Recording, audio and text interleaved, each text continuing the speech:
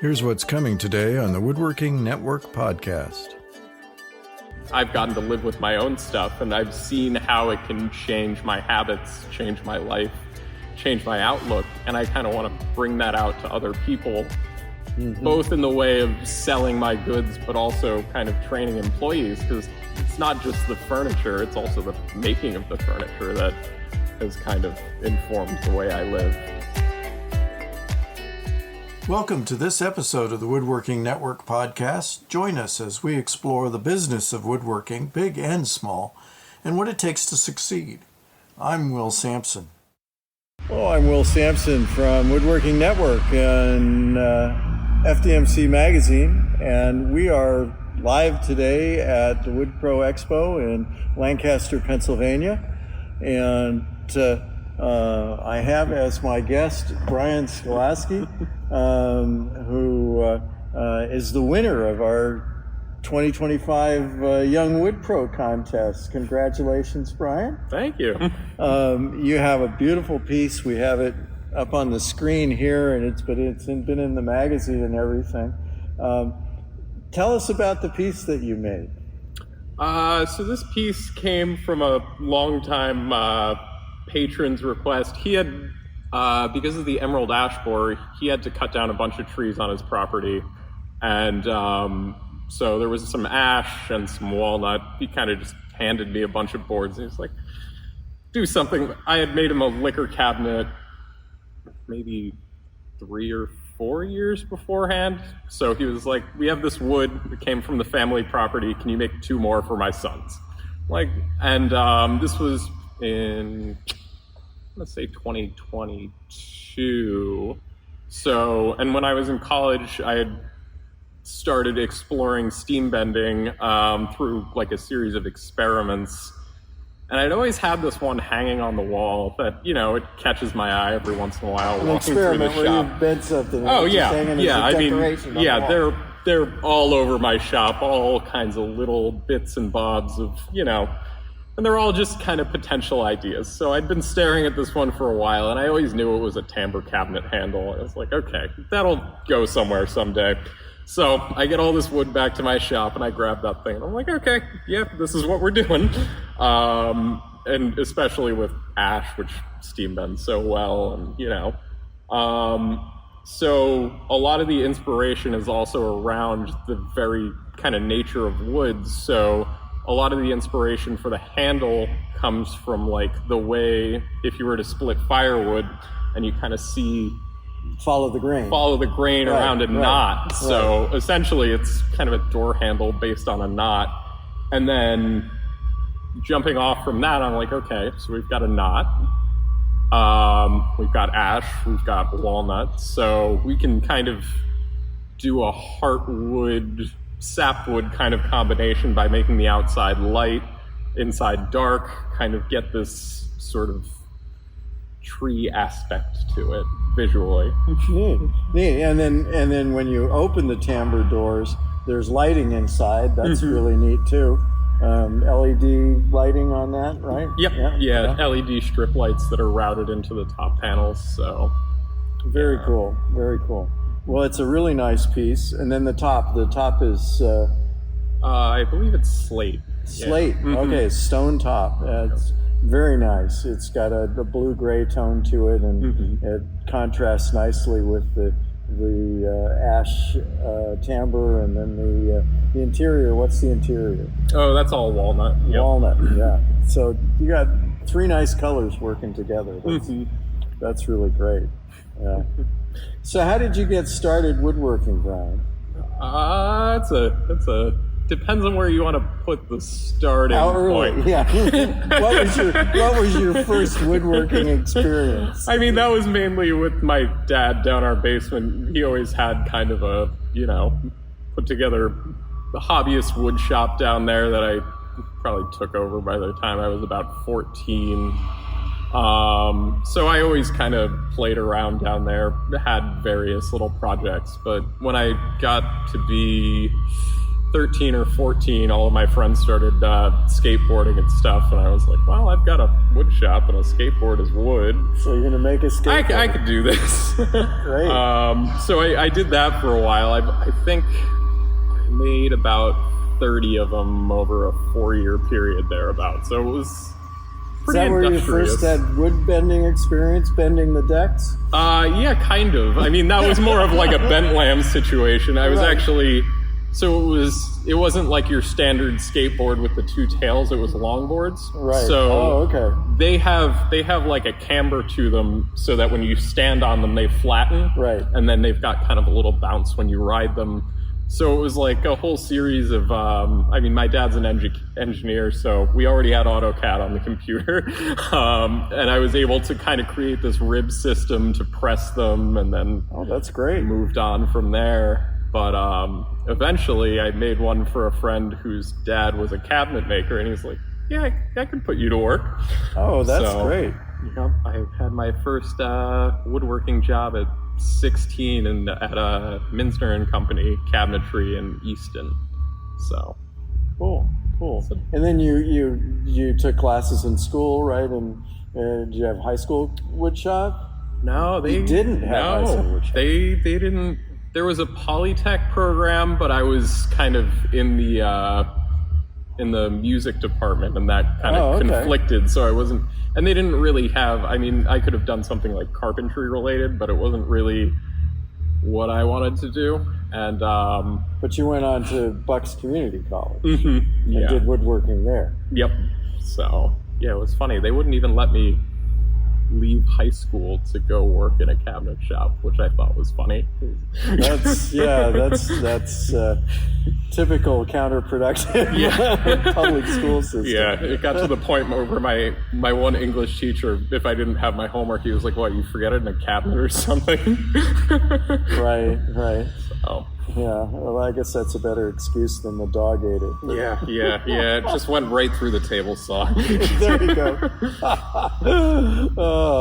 And then from Bucks College, you went on to Rhode Island School of Design? Yep. Yeah, so... That's a great school. Oh, yeah, fantastic. It was kind of funny because when I didn't realize what it was, even when I got there.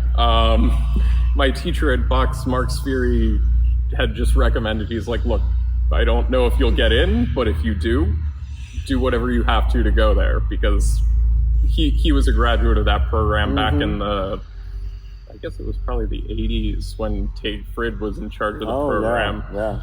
So he was like, yeah, that's the place to go if you can get in. So I got there and I'm like, looking around, I'm like, okay, I'm at art school. That's great. I knew Tay Frid when I was editor of Fine Woodworking magazine, and I always got a kick out of him because he was always so down to earth, and the one phrase I always associate with him is that there was something that he didn't like. He says, "Oh, that Mickey Mouse." But it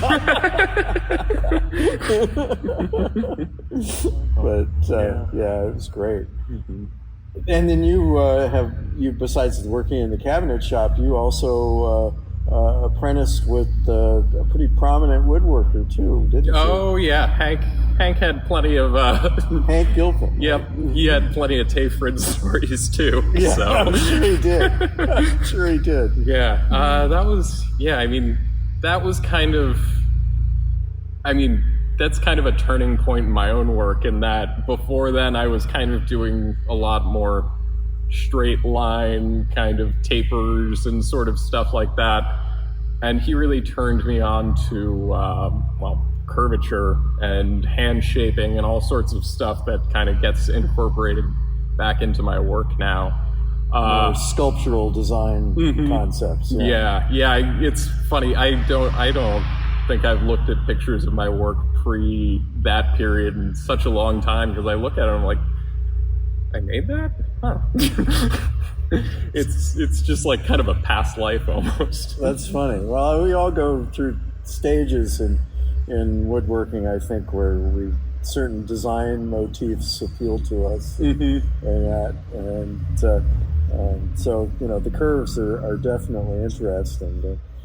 This cabinet is great with not just the curves on the door handles, but just the curve of the timbre as it goes around. And then also people have an opportunity to see it up close. I didn't really appreciate it until I saw it in person.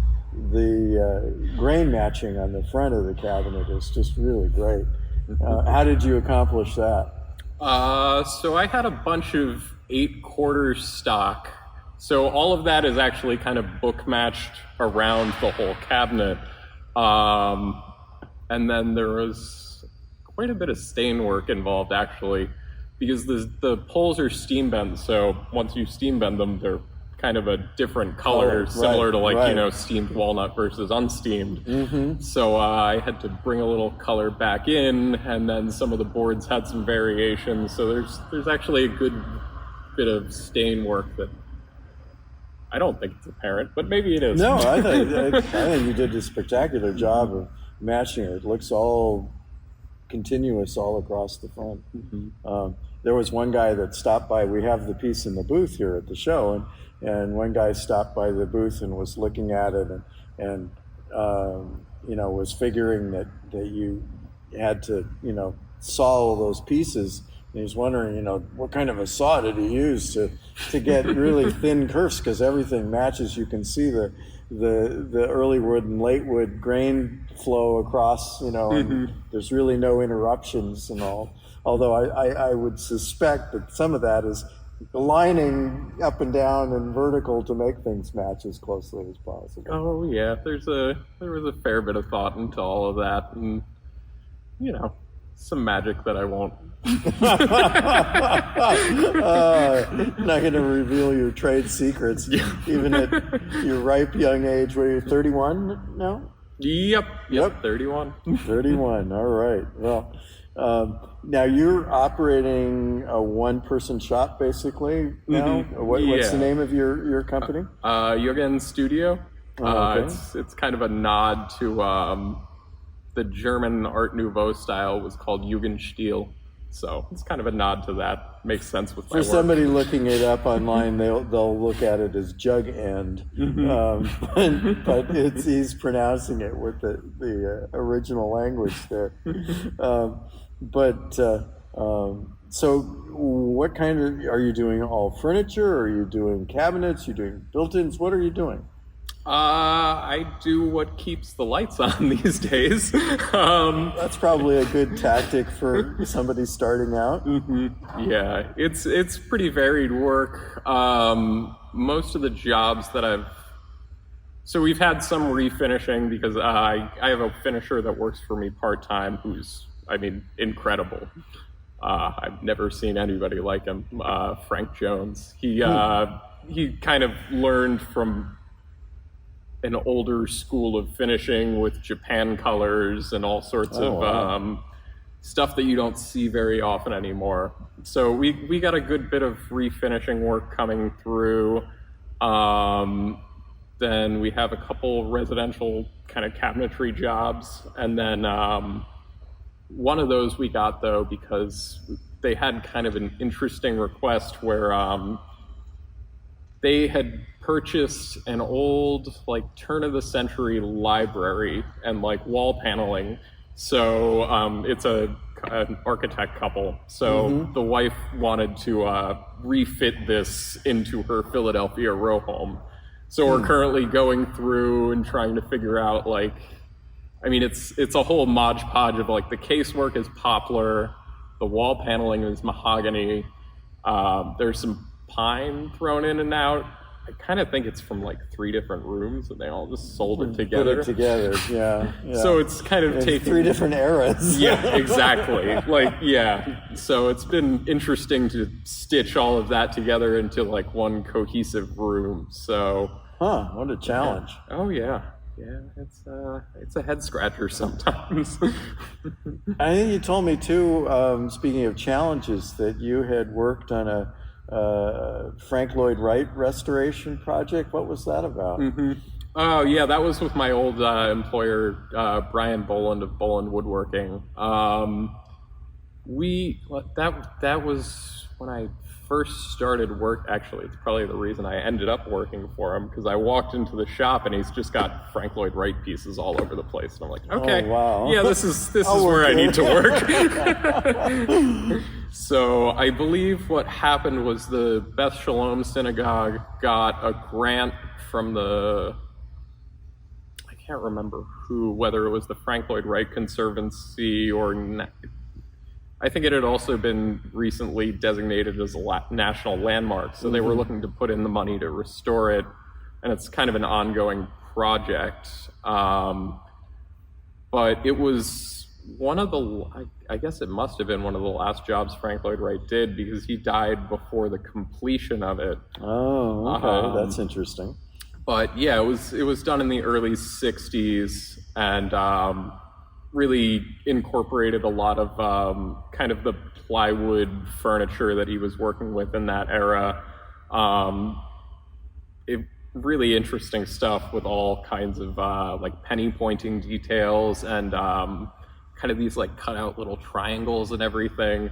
It's a really incredible space, and I think I'm not sure where they are with it right now. So it's still an ongoing project. Oh yeah. Well, the main problem is there is a very leaky big glass roof. So the reason the furniture needed to be refinished was because, I mean, it was all completely sun damaged, water damaged, and so like a lot of the veneers were flaking off and stuff. Oh, that's terrible. So, I mean, how long is furniture supposed to really last, you know? And granted, it's Frank Lloyd Wright, so we'll make it last as long as we can, but yeah. It was probably a lot of new technology that they were kind of testing out, and that was really the ringer with the sun bleaching and the water damage. Yeah, that's a real challenge. Yeah. Mm-hmm. So how, are you trying to make your furniture be heirloom furniture that lasts a lifetime? Is that the goal? I mean, that's always the goal. I haven't met anyone that wants their work to fall apart in 10 years, so. Right. At least anybody that's honest and. yeah, maybe there are a few now that I think of it, but yeah, I mean, I think furniture to me informs kind of the way you live. Like, there was a lot of that in the cabinet piece. A lot of that had to do with this kind of juxtaposition of the cabinet open versus closed, and kind of the implications of that, right? So if you go to somebody's house and, there's a open liquor cabinet with interior lighting, it's kind of an invitation. There you go. So I kind of had this idea designing it where it's like, okay, it's going to look good closed. You work through your day, you look at your cabinet, 5 o'clock rolls around, you open it up, the lights come on, and it's good open. Yep. And you just keep it open, and then end of the night, right back closed. Well, it's interesting that, folks of your generation who are not woodworkers seem to be having less interest in what we would call heirloom furniture, particularly. They're not interested in antiques. They're not interested in older furniture. What makes you cut a different path? Well, I don't know. I think there's still an interest in antique furniture. It's just kind of changing. I mean, there are so many people out there refinishing mid-century pieces that. Oh, right. I think we've just. The era of what's considered vintage might not be considered vintage to someone, in their 70s. It's like, oh, that's the furniture I grew up with. That's not like period furniture. But for us, I think it's just kind of changing in that way, and that what used to be seen as vintage is now historical, maybe. Yeah, so. I talked once with Ned Cook at Yale, who is a furniture historian. And one of the things I was trying to get him to nail down, and it was something he'd really never thought about until we started discussing it, was 200 years ago, in what some people would consider the golden age of furniture production in America, how much of a household's income was devoted to furniture. And the percentage would work out to be way more than what it is now. And what the furniture makers were getting would be a much higher level than it is now. Because, quite frankly, there wasn't much else to buy. Think about in your modern house, you have all of these electronic appliances. They're, from the kitchen appliances to your entertainment appliances to computers, all of this stuff. We're carrying an expensive computer in our pockets most of the day for most people, and that's all part of their disposable income. Yeah. And going back 200 years, furniture was what it was. I mean, hell, there wasn't really even a kitchen per se in houses back then. Yeah. I mean, I think a lot of it has to do also with, how often people move nowadays. That's true. It's kind of, especially if you have, especially nowadays with remote work and all of this other stuff, plenty of people I know never stay put in a place for 5 years, and it's like, well, yeah, okay, you're definitely not going to have a 1,000-pound china cabinet then. Right. So, but I do think, people still do want to have this kind of, heirloom furniture. I think the focus of it has gone on to more, well, really tables, I think. I think a lot of it is that cabinetry kind of, or at least standalone china cabinets, hutches, drop-down desks, that sort of stuff fell out of fashion just based on the way a home is laid out nowadays, Yeah, what you're going to be using the home for. But yeah, there has been a resurgence in custom tables. What bothers me about that is most of them, they just make the tables. They don't make any chairs to go with the tables. Yep. And I suspect that's because chairs are difficult. Oh, yeah. Well, I think it's also, given, my generation's limited financial mobility, you'll end up spending more on the chairs than you will on the table most times. Right. So it's like, okay, we can have one big, really nice statement table. Yeah, and we'll buy up some old Tonnet chairs and throw them around and call it a day. Kind of sad. Yeah. Matt Buell, who is the host of the Young Wood Pro program that we do with Grizzly Industrial, he does tables, but he also really likes to do chairs. And he always does the chairs to go with the tables, and that's kind of different from a lot of folks that I see that are, particularly the ones that have capitalized on the fad for the resin river tables and live edge stuff, which I'm not a huge fan of. Yep, you are preaching to the choir.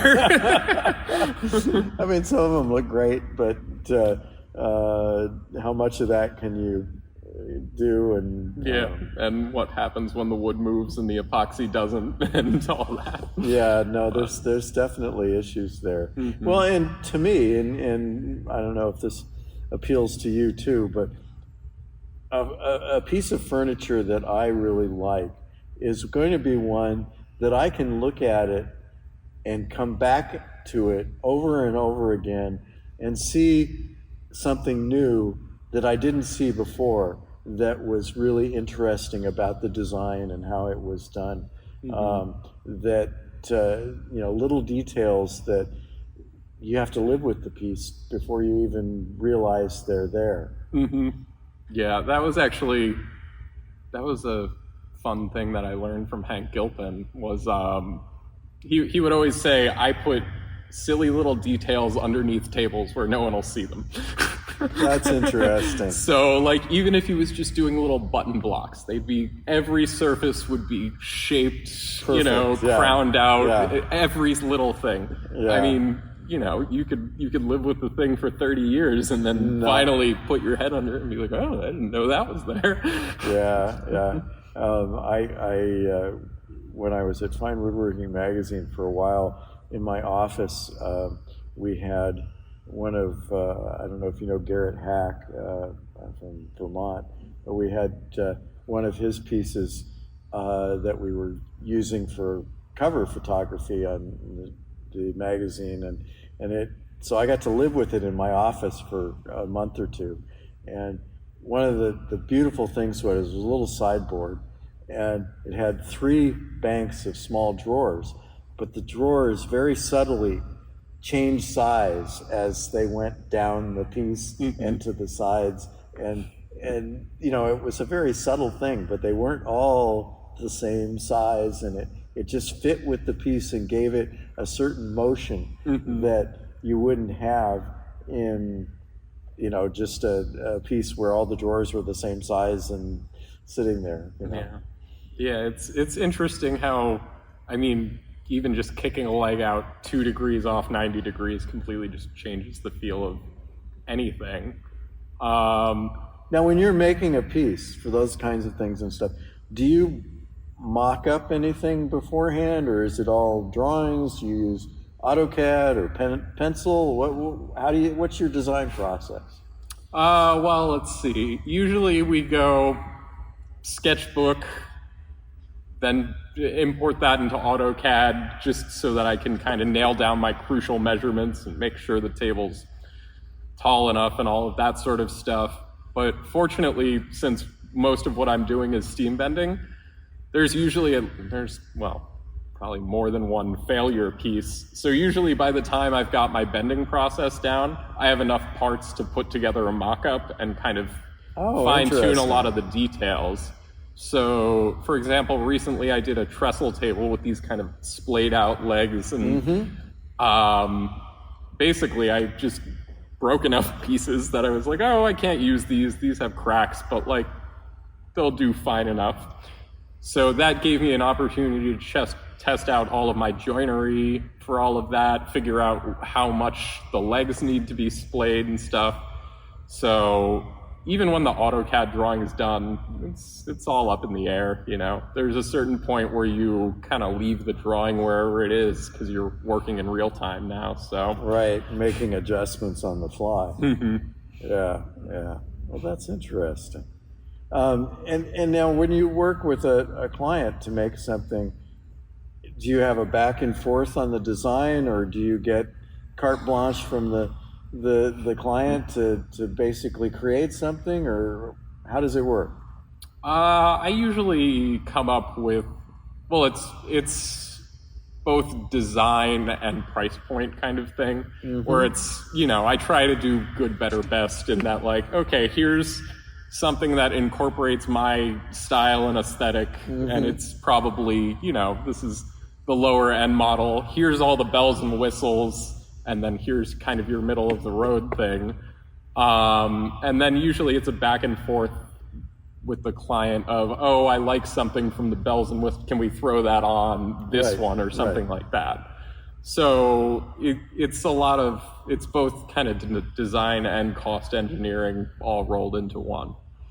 Yeah, well, that's good. Well, it's I know that it is a challenge when you're starting out you don't necessarily have a reputation and trying to negotiate with the customers and that sort of thing to try and do what's true to your design sense, but also meets their needs and their budget. Yeah.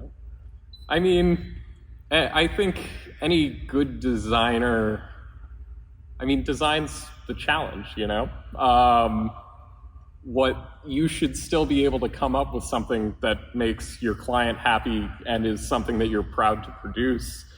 And I think if you're just kind of trying to design, your big magnum opus piece and trying to get somebody to pay for it, that's just kind of bad design.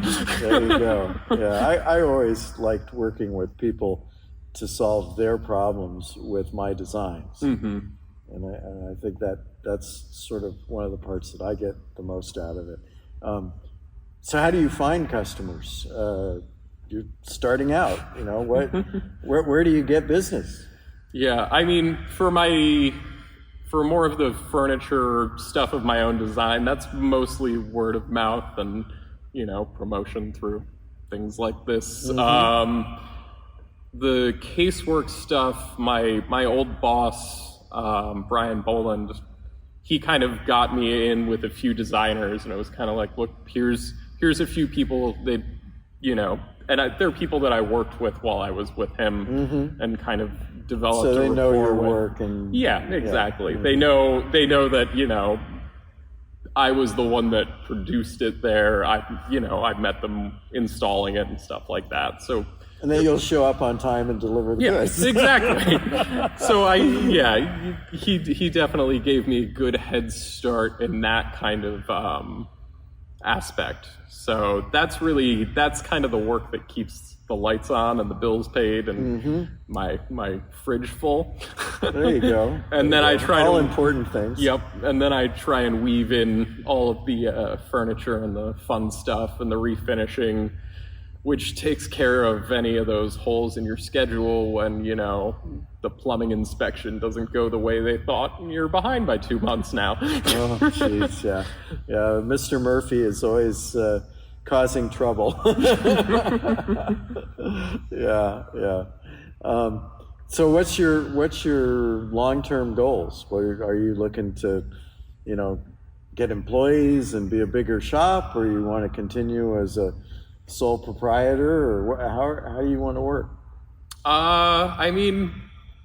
I'm mid-pivot right now because, I'll be moving to Oregon in the spring. So that's thrown an interesting wrench in my planning process. But I think since furniture kind of informs the way you live, the more of it you get out there, the more successful at that goal you are, Right. I kind of want to see people live. I mean, I've gotten to live with my own stuff, and I've seen how it can change my habits, change my life, change my outlook, and I kind of want to bring that out to other people, mm-hmm. both in the way of selling my goods, but also kind of training employees, because it's not just the furniture, it's also the making of the furniture that has kind of informed the way I live. Now, what part of the process is your favorite part of the process? Is it the design? Is it the actual fabrication? What do you like best? Oh, I'll always love the fabrication the most. It's really, and I mean, that's kind of why I headed towards steam bending, is just, it has this experimental aspect to it where you can think you know what it'll do and you can take your best guess, but it'll always work. Surprise you.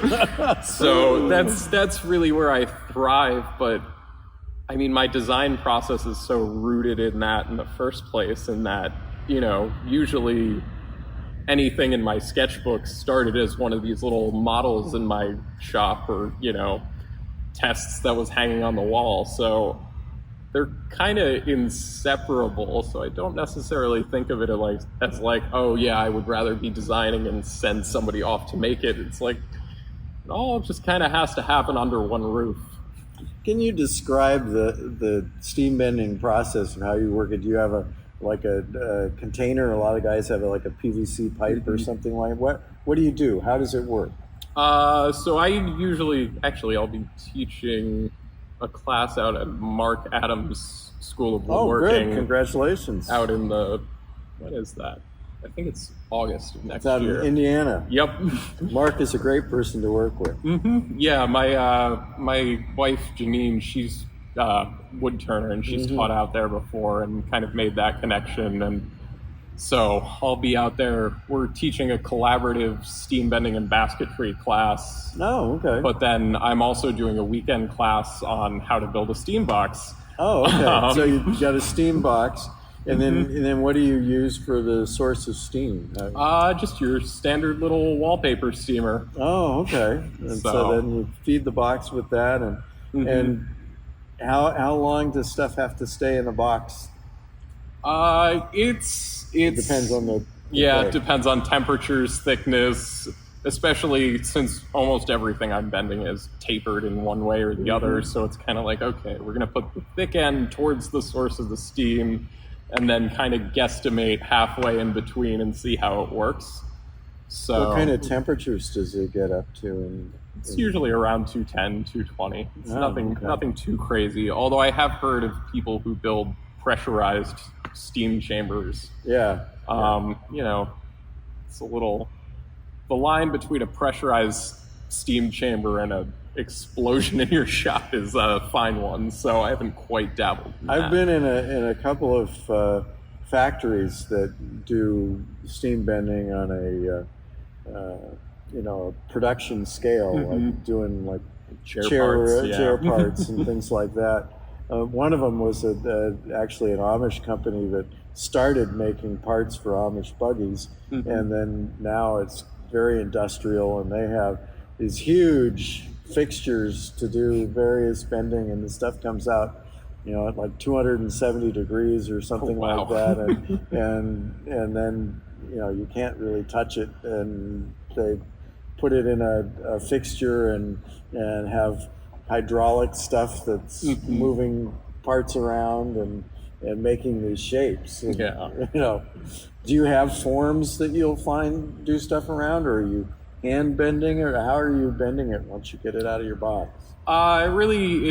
It kind of depends on thickness for the most part. So yeah, anything up to like 1/2 inch, you can just kind of pull it out of the steam tube and kind of tie it in a knot or do whatever you need to with it.